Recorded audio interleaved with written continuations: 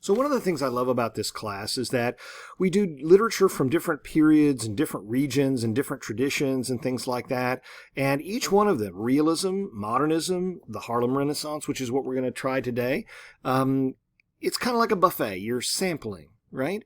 But if you wanted to, and people do, you could study each one of these as an entire class. So my hope is that by the time you finish this semester, maybe one of these units will be something that you fall in love with and you decide, I really want to read a lot more of these writers from this era or this movement. And this is one of my favorite periods in American literature. It's kind of a period, it's kind of an era, it's kind of a place as well, because it's Harlem. And Harlem is, of course, in New York.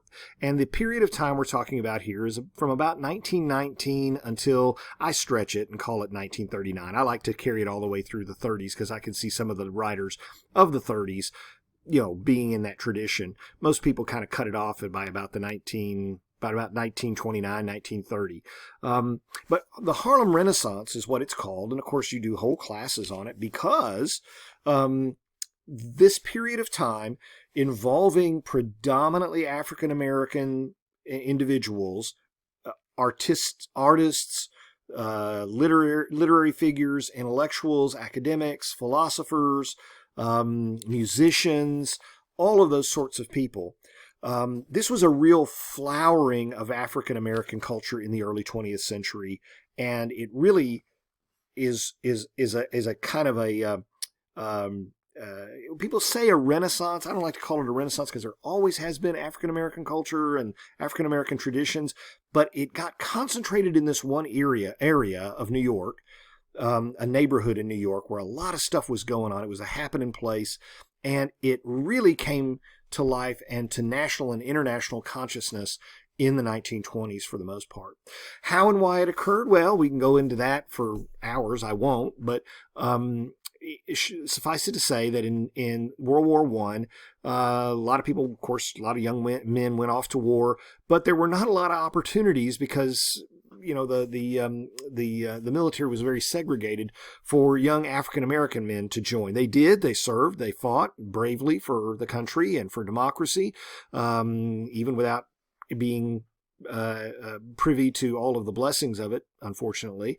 But for the most part, many young African Americans decided during that era to leave the South behind, the rural area where the Jim Crow laws and the prejudice and the racism and all of that oppression, and go to the North where there were wartime industrial jobs, good paying jobs.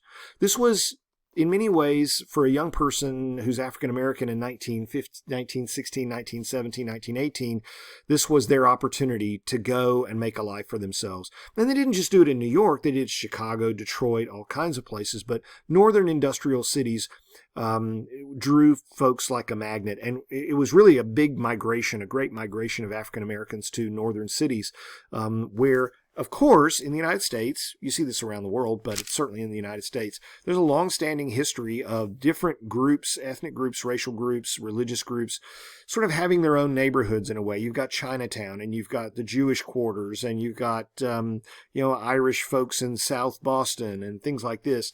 It's what human beings frequently do. And Harlem, an area in New York, was a very old neighborhood, but had recently been, developed as an African-American enclave. And as it drew more and more of these very talented young people, it became the place to go to. If you were a young African-American writer or musician or intellectual, boy, or painter, you wanted to go to Harlem. That's where you wanted to be, because that was where everything was going on. You had Louis Armstrong, right, the great trumpet player, and you had Duke Ellington, the orchestra leader, Josephine Baker, the singer and dancer. You had Aaron Douglas, the painter. You see one of his paintings down below. You'd go to the Cotton Club, where everything was happening on any given night of the week. It was the place to be. And you had, of course, great writers, and that's what we're going to study, 3 of them. Great writers like Langston Hughes and Zora Neale Hurston, and I'm including Richard Wright because I think he was a little late on in that group, but he was very influenced by the Harlem Renaissance folks. And of course, he lived in New York. But the other important thing is this, and this was important to African American artists and intellectuals at the time, was that the Harlem Renaissance, the 1920s, and what was going on there culturally, that cultural scene, was important to a lot of African Americans because it not only allowed African Americans to sort of fully, engage with other artists and other thinkers and have a sort of a ground zero for African American culture. It really garnered a lot of attention on the part of the rest of American society and even internationally. I mean, the French were crazy about Josephine Baker. I mean, everybody was curious in Europe about jazz. They absolutely loved jazz music. They never heard anything like it. But this was, in a way, the rest of the cultures, and that was predominantly white America's first introduction to taking African American art and culture seriously. Now, that's not why it was important, but it was an important byproduct of the Harlem Renaissance, that white America finally had to stand up, sit up, pay attention, and say, there's something really rich and valuable and interesting about this culture. It goes a long way to say, to a young artist to say, I have legitimacy in my own community, but I also have other people outside my community who are noticing me.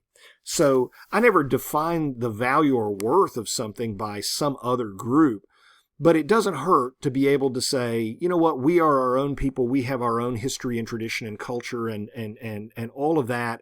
And it's nice to know that the rest of mainstream America, and that's largely white America, as I said, is finally for once sitting up and taking notice and saying, this is great stuff. These are talented people who deserve to be listened to and to be read and to be appreciated and admired for their capabilities.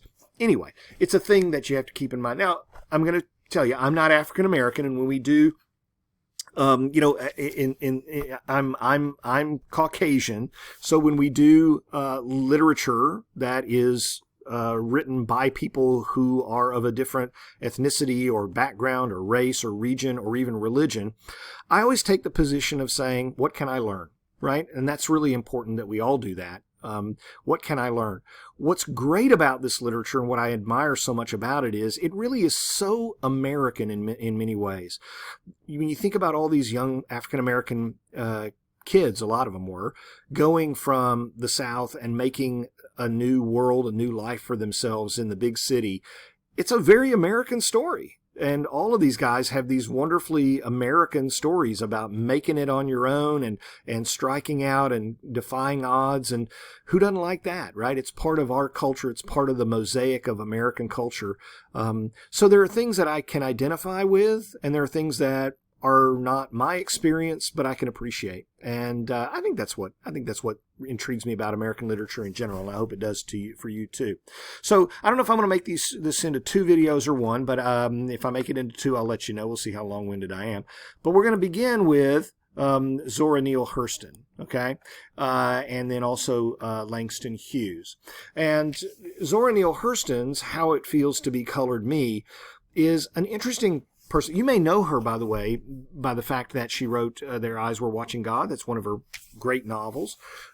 She's an incredibly talented writer, beautiful grasp of the language, of character, the ability to really provide very nuanced portraits of individuals that at first you think, oh, there's nothing to that person, but then later you think, no, she was telling me more than I at first heard, right? That kind of thing, where you have to go back and revisit characters. That's what I like about Hurston, is that you think you know them, and then you have to take a step back and say, wait a minute, she's revealed more here than I think. So she's a great portraitist, if you will. The other thing that I think is kind of interesting, and this I wanted you to read this piece as well, in particular, because one of her big things that in this piece and in others that she's big on is, she says in many different places, being part of the African American community, I feel a pressure sometimes to try to depict African Americans as being flawless, right? Because I don't want criticism of people of my color. And we've had too much of that, and I don't want that. So the temptation is to say, well, I have to make all my African American characters better than reality. But she doesn't do it.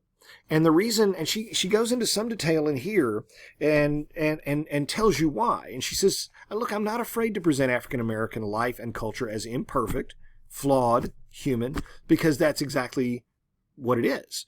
But you can see how she might, a writer might say, well, now I don't want to be overly graphic, overly critical. I don't want to present any negative characters because, by golly, we've had enough of that. And I don't want these people over here to judge and all that. But she resists that temptation. And I think that is the mark of a very mature writer. Take a look at some of the things that she's got to say in this piece. She gives us voices in the African American community, a different voice, I should say, from some of the others. And growing up in Eatonville, Florida, I've never been to Eatonville. I'm sure it's a pleasant town, probably a small little place. But she says I was isolated and I really didn't know anything about my color because everybody there was African American. Everybody in town was. Now we had some white folks come through, but that's not who I dealt with on a day-to-day basis. And when they came through, there was two types. Southern white folks who usually were kind of dirt poor farmers, and rode in on mules. And then all the northern folks who had their cars. And she said, I was fascinated by these northern folks, these northern white folks. And I would just go out at the front porch and wave and say hello. And she was like the official as a kid, she was like the official little greeting party. And, she sang, she danced, she performed. And I'm sure there were probably people, she kind of hints at this, that there were people in the town who said, don't do that. Don't do that. Don't be some little performer for these white folks, because that just reinforces stereotypes.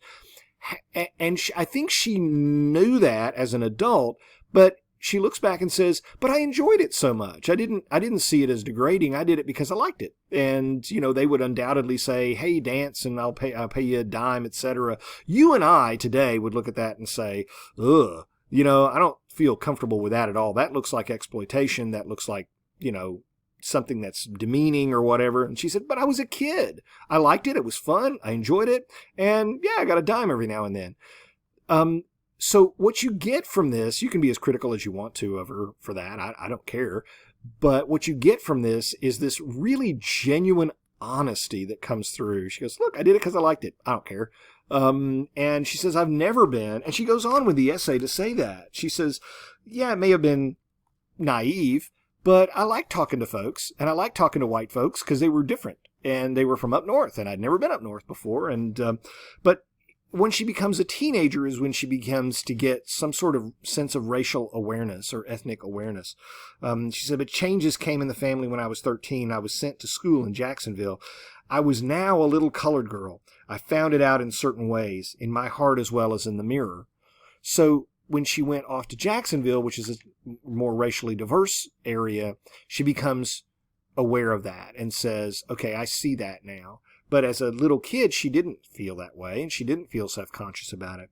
She says, but I am not tragically colored. Now, I want you to kind of focus in on that because, again, I'm not African American, but I think I can still appreciate and admire what she's trying to say here, and that is she wants to take ownership of herself.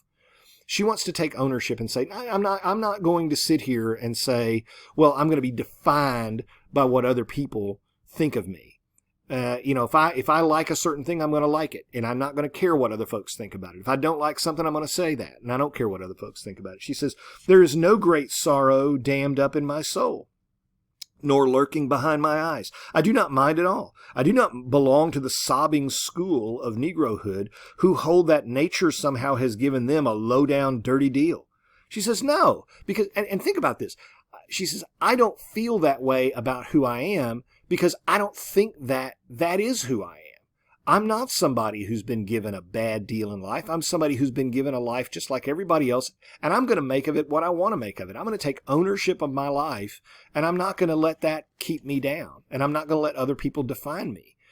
That is so amazingly American. And I think no matter what your ethnicity or your background is, you can identify with that in some degree. You can't be other people, but you can see through other people's eyes some things that resonate with your life. And that's what great literature does. And she says that. She says, slavery is 60 years in the past. The operation was successful and the patient is doing well. Thank you. The terrible struggle that made me an American out of a potential slave said, on the line. The Reconstruction said, get set. And the generation before said, go. I am off to a flying start, and I must not halt in the stretch to look behind and weep. Slavery is the price I paid for civilization, and the choice was not with me. It was a bully adventure and worth all that I have paid through my ancestors for it. She is not apologizing for slavery. Please don't misread this. What she is saying is that everything that came before me prepared me to be who I am, and prepared me very well, thank you very much, to go out and be successful. I don't feel held back. Some people may say I am, but I don't feel that way because I'm not going to let that define who I am. So I don't want you to think, because people can misread this, and I think they are misreading it when they say, well, she's just making light of slavery. I don't think so at all. I think she's saying, I'm not going to be held back by other people's ideas of who I am and what my limitations are. I'm going to define that to me for myself. She says, it is thrilling to think, to know that for any act of mine, I shall get twice as much praise or twice as much blame. So she's saying by being African American, if I do really well, people will say, well, wow, that was great. Wow. For her, for a colored, they used to say colored. Obviously we don't say that anymore, but I mean, the NAACP has the word colored in it. That was the term that was used supposedly as a polite term. We don't use that now, but, she said, when I do something that's above and beyond, people sit up and take notice and say, oh my goodness, what a great writer you are for a black woman, right? She just smiles and said, okay, I'll take twice the credit for it. And she says, even my potential failure, which I can get double the blame for because I'm black. Oh, I knew, you can't expect somebody like that to do well with it. She says, I find that a big challenge. I don't mind going double or nothing for you. And that's kind of like the way she approaches it. I just love the spirit of that because she says, you know what? I don't mind the gamble. I don't mind. I'm going to write a piece. And if people like it, they're going to really, really like it because of who I am. And if they don't like it, then I'm going to get twice the criticism. And, I like playing those odds. I don't mind it at all. She's very up for the challenge. When she says the bully adventure, bully, the way they used to use it back in the early 20th century, bully means, bravo, brave, right? Brave adventure, good for you kind of thing. She said, the position of my white neighbor is much more difficult, which is a weird thing to say. It's like, what? In this era where we talk so much today about issues of race and inequality and those kinds of things, and we become aware of what has been termed white privilege, it kind of shocks you to hear her say that. What are you talking about? More difficult. But here's what I think she means by that, is that she says, I can go out into the world, and if I make a success of myself, people say, that's really great. And she says, I also feel there's something wonderful about starting without advantages in the world and knowing that whatever I build, I did myself, that I didn't get it because of somebody else's influence, because of somebody showing me favoritism. But if you're white, she says, the game of keeping what one has is never so exciting as the game of getting, right? So folks who inherit wealth and influence and power, how fun can that be? Well, I mean, I guess I would probably go for it if someone gave me a lot of money. But on the other hand, you don't have anywhere near the sense of accomplishment to say, I did everything in my life on my own. Nobody gave me anything. I never had a leg up. So everything I did on my own. And I ran twice the risk that most people would because of who I am and what and the family I was born into and the community I was born into. So if I'm a success, I'm going to be twice as admired. If I'm a failure, somebody's going to really put me down. So that motivates the heck out of me to go do my best. It's almost, like I say on the slide there, it's almost a paean, which means kind of a celebration of her own individuality, which I think is really cool. Towards the end, she says, sometimes I feel discriminated against, but it does not make me angry. It merely astonishes me. How can any deny themselves the pleasure of my company? It's beyond me. Right? I'm discriminated against. Wow. I can't believe somebody doesn't want to sit with me or talk with me or have me for dinner. Boy, they're pretty stupid. Because I'm amazing. It's that wonderful joie de vivre, as the French would say, the joy of life, and that open possibility that really, astonishes you. She says, I feel like a brown bag of miscellany, and there's all these things in me that God put in me, that if you pour it out, you see all these different things that are representative of who I am, and everybody's a different bag of stuff, different colors, and we all have these things in us. And it's just such a wonderfully optimistic piece. Now, I'm going to stop here so that we don't have too long of a video, and I'll pick up with part 2 here. But I'm going to bury in the video your quiz question, okay? So the quiz question for Zora Neale Hurston is, what's the name of the town that she grew up in? Okay, what's the name of the town? Right? So stay tuned for part 2. Watch part 2. We'll pick up Langston Hughes and also Richard Wright.